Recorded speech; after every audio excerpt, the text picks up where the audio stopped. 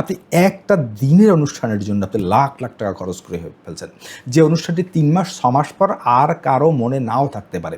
এটা একটা কম্পিটিশন, অসুস্থ প্রতিযোগিতা। আজ আপনি 10 লাখ টাকা খরচ করে করছেন, আর একজন কালকে 20 লাখ টাকা খরচ করে করবে। আজ আপনি 20 লাখ টাকা খরচ করে করছেন, আর একজন কালকে 50 লাখ টাকা খরচ করে করবে। এই প্রতিযোগিতা অন্তহীন, এন্ডলেস, এর কোনো শেষ নেই ভাই। এটা আপনাকে ধ্বংস করে দেবে।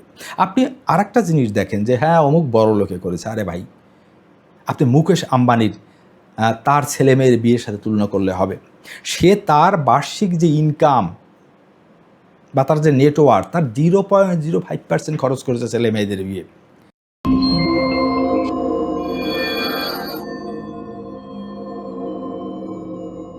প্রিয় দর্শক, টাকা পয়সা এবং মানি ম্যানেজমেন্ট সংক্রান্ত বিষয়ে যে প্রশ্নগুলো আপনারা আমার ভিডিওতে সবচেয়ে বেশি করেন, কিংবা আমার সাথে যে যাদের হোয়াটসঅ্যাপে কথা হয় বিভিন্ন সময়ে, তারা যে প্রশ্নগুলো সবচেয়ে বেশি করেন, সেই প্রশ্নগুলোর মধ্য থেকে 5টি গুরুত্বপূর্ণ প্রশ্ন বেছে নিয়ে আমি আজকের এই পর্বে প্রশ্ন এবং তার উত্তর নিয়ে আলোচনা করব।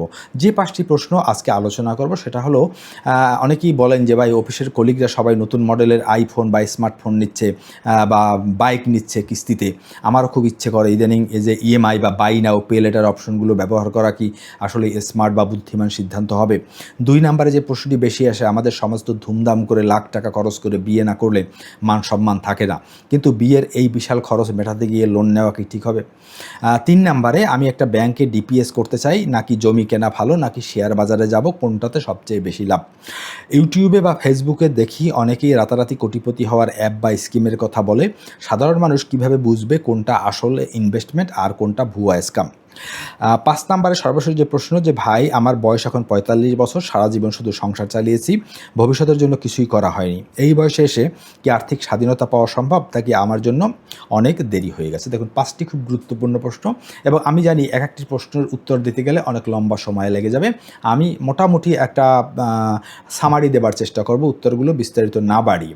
আরেকটি কথা, যদি আপনাদের এই পর্বগুলো যারা দেখছেন, আপনাদের যদি নিজেদের কোনো প্রশ্ন থাকে, ব্যক্তি জীবনের কোনো সমস্যা থাকে ফিনান্সিয়াল, আপনারা আমার এই কমেন্ট বক্সে দয়া করে জানাবেন। আমি কমেন্টগুলো, প্রতিটি কমেন্ট দেখি, এবং আমি এই কমেন্ট থেকে বেছে নিয়ে তারপরে পরবর্তী পর্বগুলোতে আপনাদের সেই প্রশ্নের উত্তর দেবার চেষ্টা করব।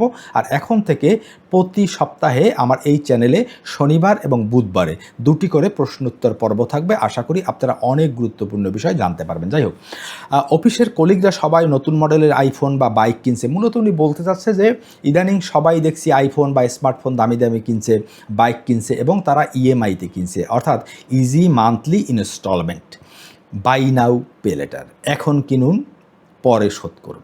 দেখুন, এটা শুধু যে আপনার একার ক্ষেত্রে ঘটছে তা না, এটা আমাদের একটা জাতীয় রোগ হয়ে দাঁড়িয়েছে এখন।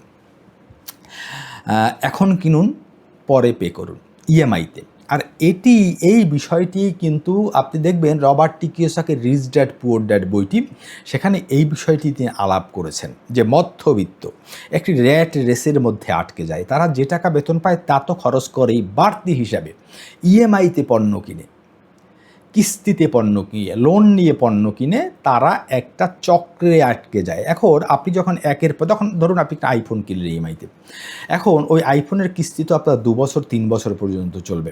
একটা আইফোনের দাম 1,20,30,000 টাকা, কিন্তু আপনাকে বলা হবে কি আপনার অত চিন্তা ভাবনা করা লাগবে না, আপনি মাসে শুধুমাত্র 4,000 টাকা করে দেবেন। তখন আপনার মনে হলো কি, আরে 4,000 টাকাটা তো ইজি বিষয়, আমি সহজেই দিতে পারি, ওই যে ইজি মান্থলি ইনস্টলমেন্ট। এর চেয়ে বড় ফাঁদ আর দ্বিতীয়টি নেই।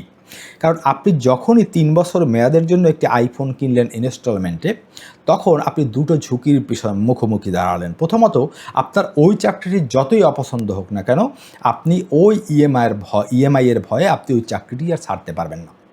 দ্বিতীয়ত, যদি আপনার হঠাৎ করে চাকরি চলে যায়, তখন আপনি কি করবেন? কোথা থেকে ওই ইএমআই শোধ করবেন? দেখুন, একটা কথা বলি, ধনীদের যারা সত্যিকারের রিয়েল রিচ, তাদের কনফিডেন্স কোথা থেকে আসে জানেন? তাদের কনফিডেন্স আসে তাদের ব্যাঙ্ক ব্যালেন্স থেকে, তাদের কনফিডেন্স আসে তাদের অ্যাসেট থেকে, তাদের কনফিডেন্স আসে তাদের ইনভেস্টমেন্ট থেকে। আর গরিব যারা যারা নিজেকে ধনী দেখাতে যায় তাদের কনফিডেন্স কোথা থেকে এসে জানেন? এই যে বললেন না আপনি ইএমআইতে আইফোন কিনেন, ইএমআইতে বাইক কিনেন, এগুলো আপনার কনফিডেন্স দেয়। অর্থাৎ ওই ফোনটি দেখিয়ে দেখিয়ে আপনি লোককে বলবেন যে দেখো দেখো দেখো আমি কি দামি ফোন ব্যবহার করছি, আমার সোশ্যাল স্ট্যাটাস, আমার ফিনান্সিয়াল কন্ডিশন কত ভালো। কিন্তু আসল সত্যটা কি? আসল সত্যটা হলো আপনার যে টাকাটি আপনার কাছে নাই, আপনি সেই টাকা খরচ করছেন। অর্থাৎ আপনি ভবিষ্যতের ইনকামকে আপনি গিরভি রাখছেন, বন্ধক রাখছেন। ইএমআই মানে কি? এই টাকাটি এখন আপনার কাছে নাই, এই টাকাটি আপনাকে ভবিষ্যতে ইনকাম করে সেখান থেকে শোধ করতে হবে। অর্থাৎ আপনার ভবিষ্যৎকে আপনি বন্ধক রেখে তারপরে আপনি এখন লাক্সারি করছেন, কনজিউম করছেন, উপভোগ করছেন, নিজেকে ধনী দেখাচ্ছেন। দেখুন, আপনি যদি এভাবে একের পর এক ইএমআইতে জড়াতে থাকেন, আপনার যদি বেতন বাড়েও আপনি সেই বাড়তি বেতন আপনার উন্নতির কাজে লাগাতে পারবেন না, কোনো কাজে আসবে না আপনার।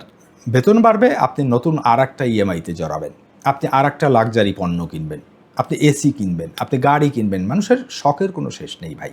সুতরাং এই ইএমআই বা কিস্তির ফাঁদ থেকে দূরে থাকুন। এটা একটা র্যাট রেস। যে টাকা, একটা কথা মনে রাখবেন, যে টাকা আপনার কাছে নাই সেটা টাকা খরচ করার কোনো অধিকার আপনারা নাই। মনের ভুলেও সে টাকা খরচের চিন্তাও করবেন না। যদি আপনার কাছে টাকা থাকে তারপরও আপনি সেটি কেনার জন্য দুবার ভাবুন। আইফোন কিনতে হবে, আপনি আজকে আইফোন কিনছেন আপনার ইনকাম খরচ করার লোন নিয়ে, বা এটা টেকনিক না। ধনীরাও আইফোন ব্যবহার করে, তারাও দামি দামি গাড়ি ব্যবহার করে। কখন জানেন?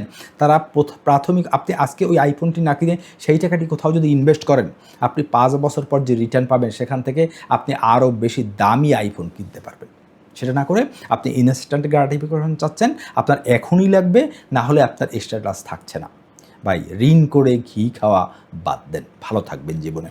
2 নাম্বারে হচ্ছে, আমাদের সমাজে তো ধুমধাম করে লাখ টাকা খরচ করে বিয়ে না করলে মান সম্মান থাকে না। এখন দেখুন, এই বিষয়গুলো আসলে আমাদের সামাজিক একটা রোগ হয়ে গিয়েছে। আমি যে এই কথাগুলো বলছি আমি জানি আপনাদের মধ্যে অনেকের অপ্রিয় এই কথাগুলো, আমার হয়তো খারাপ ভাববেন যে এই লোকটার কথা কেমন বলে। সমাজটা কীরকম জানেন? ছেলের বিয়ে দেবো, মেয়ের বিয়ে দেবো, ধুমধাম না করে দিলে আমার আর মান ইজ্জত কিছু থাকবে না। অমুকে দিয়েছে ওই পাড়ার, আমার অমুকে আত্মীয় ধুমধাম করে দিয়েছে। আজকালকে বিয়ে কি হয়ে গেছে জানেন?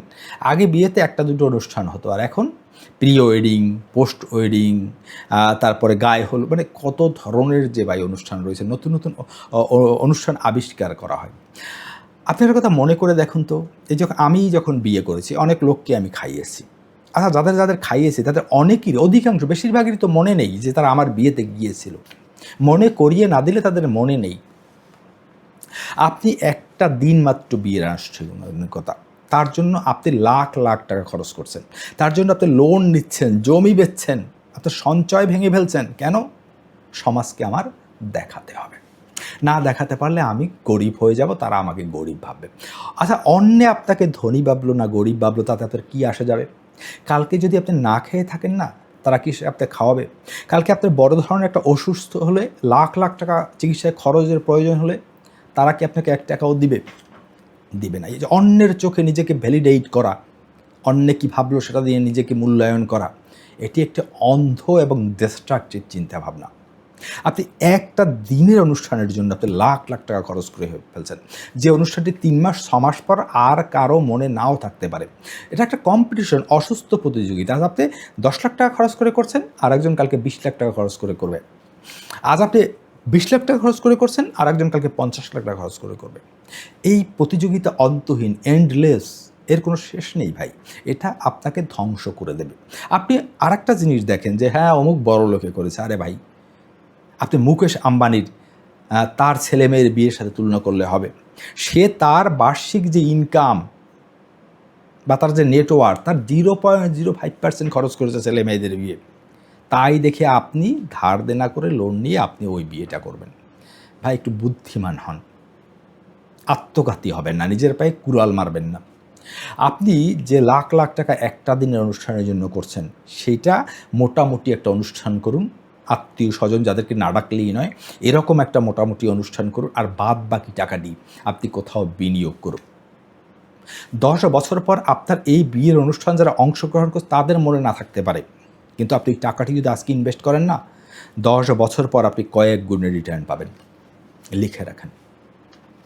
আমরা গরিব হই, সমস্যায় পড়ি। আমি এই বিয়ে দিতে গিয়ে বিয়ে নিয়ে অনেকে গরিব হয়ে গিয়েছে, লোনের জালে জড়িয়েছে, আমি নিজের চোখে বহু জায়গায় দেখেছি। সুতরাং চিন্তা ভাবনা আপনার কি করবেন না করবেন আমার কাছে বলা, আমি সেটুকুই বলতে পারি। এখন আরেকটা প্রশ্ন, যে ইউটিউব বা ফেসবুকে দেখি অনেকেই রাতারাতি কোটিপতি হওয়ার অ্যাপ বা স্কিমের কথা বলে, হ্যাঁ মানুষ কীভাবে বুঝবে? আসলে এই বিষয়গুলো কি জানেন, একটা কথা আমি বলি, রাতারাতি ধনী হওয়া যায় না, রাতারাতি কোটিপতি হওয়া যায় না ভাই। হ্যাঁ আপনি পারবেন জোর চুরি করে, আপনি পারবেন লটারি জিতে যারা ধনী হয়েছে দেখেন না তাদের পরিণতি। ভারতে দেখেন কোন বণিকা করোড়পতি যে কয়জন হয়েছে তাদের পরিস্থিতি দেখেন, কিংবা অনেকে সেলিব্রিটি হয়ে গেছে রাতারাতি। এই যে রানু মণ্ডলের কথা দেখেন, তারপর কী যেন বাদ্যকর, আমি নামটা ভুলে গিয়েছি, বহু উদাহরণ রয়েছে। রাতারাতি ওভাবে হওয়া যায়, কিন্তু সেটি আবার টিকতে পারবেন না আপনার।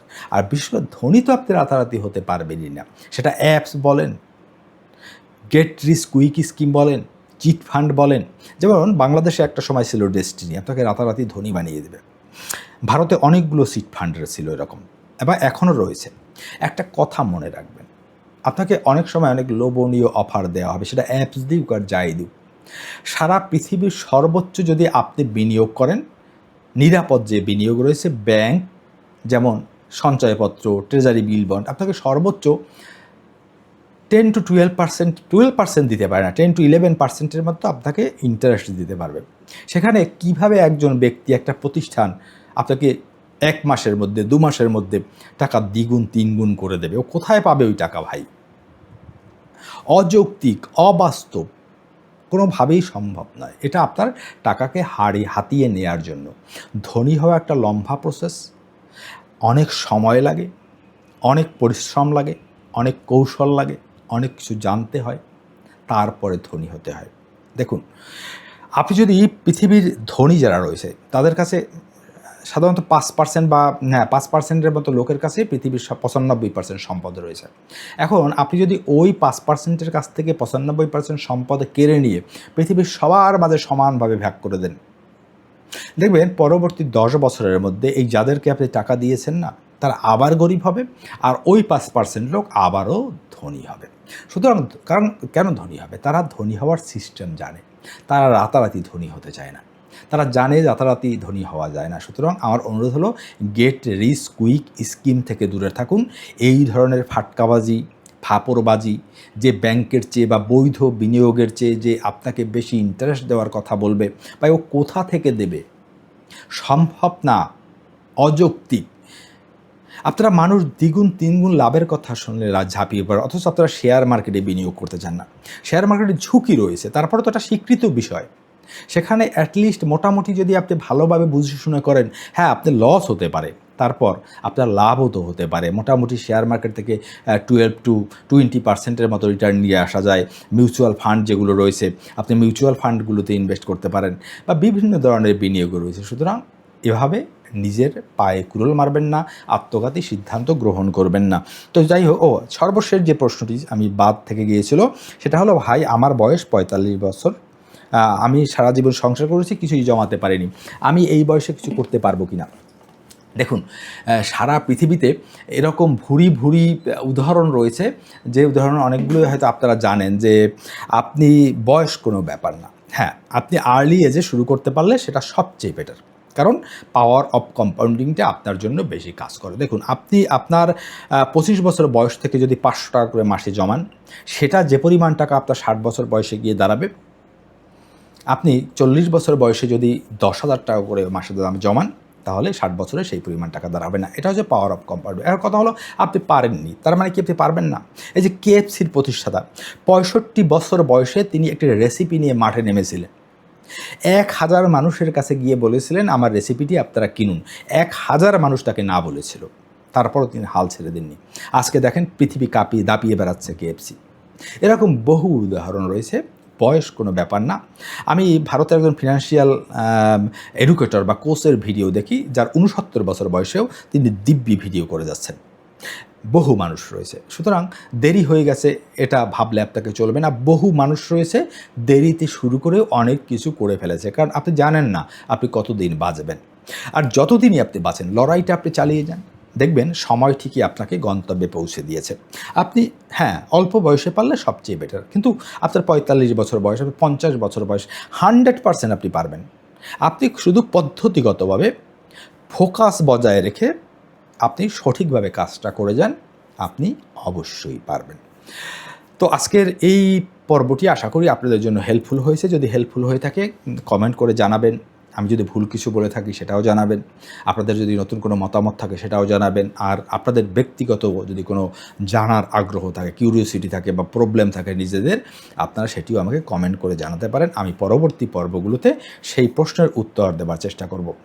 তো যাই হোক, দেখা হবে নতুন আরেকটি ভিডিওতে। সে পর্যন্ত ভালো থাকবেন। সকলকে ধন্যবাদ।